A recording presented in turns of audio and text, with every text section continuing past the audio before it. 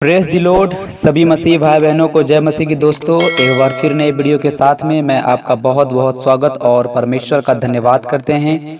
मेरे मसीह भाई और बहनों, आज जो हम एक वचन पर बात करने वाले हैं वो भजन सहायता की पुस्तक अध्याय 1 वचन 2 में इसके विषय में आज हम बात करेंगे, जहाँ पर बाइबल हमें इस प्रकार बताती है कि परंतु वह तो यहोवा की व्यवस्था से प्रसन्न रहता है और उसकी व्यवस्था पर रात दिन ध्यान करता रहता है। तो यहाँ पर हम इस वचन में समझेंगे कि यहोवा की व्यवस्था से प्रसन्न रहना क्या है और उसकी व्यवस्था पर रात दिन ध्यान करते रहना क्या है। इस वचन को आज हम फिर गहराई से सीखेंगे, क्योंकि हम लोग सभी जानते हैं कि हम लोग एक ही वचन को एक दिन में सीखेंगे और उसे अपने जीवन में लागू करेंगे। तो आइए मेरे मसीह भाई बहनों, इस वचन को अब हम स्टार्ट करते हैं।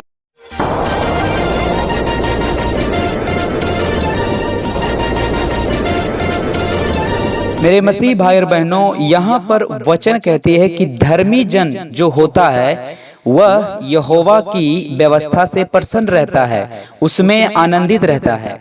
यहोवा की व्यवस्था जो है मूसा की व्यवस्था को रेफर्स करता है, लेकिन अब हमें मूसा की व्यवस्था पर नहीं बल्कि यीशु मसीह की व्यवस्था पर चलने की जरूरत है। हमें यीशु मसीह की व्यवस्था से प्रसन्न रहना है, मसीह की आज्ञाओं से प्रसन्न रहना है, यीशु मसीह की आज्ञाओं को मानने से हमें प्रसन्न रहना है। जिस प्रकार वचन कहती है कि वह यहोवा की व्यवस्था से प्रसन्न रहता है, उसी प्रकार हमें यीशु मसीह की आज्ञाओं को मानने से प्रसन्न रहना है। आज मसीही लोग टीवी देखने से प्रसन्न होते हैं, अपनी शरीर की अभिलाषाओं से आनंद लेते हैं, दुनिया की चीजों में आनंद लेते हैं। क्यों आज के मसीही लोग संसारिक अभिलाषाओं में फंसकर संसारिक चीजों का आनंद लेते हैं? इसलिए क्योंकि प्रभु का आनंद उसमें नहीं है। वह व्यक्ति जो दुनिया में आनंद लेता है, प्रभु का आनंद उसमें नहीं है।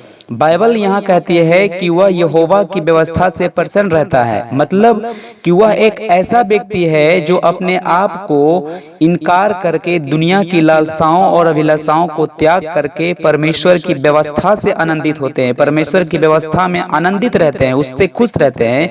क्योंकि परमेश्वर में जो यीशु मसीह में जो व्यक्ति धर्मी है, वह जानता है कि हमारा जीवन यहाँ की नहीं है कि हम इस दुनिया में रहकर संसारिक की चीजों से प्रसन्न रहे, बल्कि वह धर्मी व्यक्ति जानता है कि जो आनंद, जो खुशी परमेश्वर की आज्ञाओं में है, जो खुशी परमेश्वर की व्यवस्था में है, उसकी आज्ञाओं में है, वो संसार में नहीं हो सकता है। और वचन कहती है और उसकी व्यवस्था पर रात दिन ध्यान करता रहता है। तो यहाँ हमें समझना होगा कि रात दिन ध्यान करने का मतलब ये नहीं है कि हम अपना सब काम छोड़कर, रोजगार को छोड़कर सिर्फ वचन को पढ़ते रहे और भूखों मरे। ध्यान करने का मतलब होता है कि हमें परमेश्वर के वचन को अपने मन में सोचते रहना है, बोलते रहना है, उस पर मनन करते रहना है।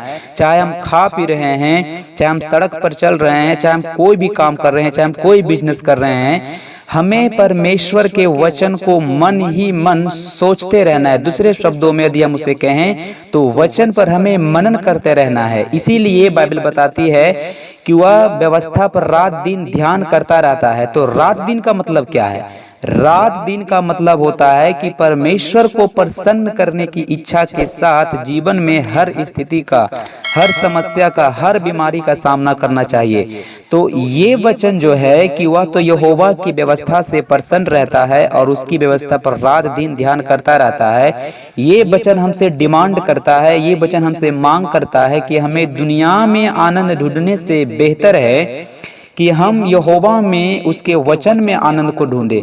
दुनिया में आनंद वो लोग ढूंढते हैं जिनके पास परमेश्वर का आनंद नहीं होता है। तो ये वचन हमसे डिमांड कर रहा है कि हमें दुनिया में आनंद ढूंढने से बढ़िया है कि हम यहोवा में, उसके वचन में, मसीह में आनंद ढूंढना सीखे, उसके वचन से लिपटे रहे, उसके वचन में लौलीन रहे और परमेश्वर की आज्ञाओं को मानने से प्रसन्न रहे।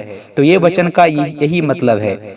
और हम विश्वास करते हैं कि वीडियो आपको अच्छा लगा होगा, और यदि अच्छा लगा है तो प्लीज कमेंट जरूर करें। और हम चाहते हैं कि आप इस वचन को याद कर ले और आज से अपने जीवन में से लागू करना स्टार्ट करें। परमेश्वर आपको आशीष दे।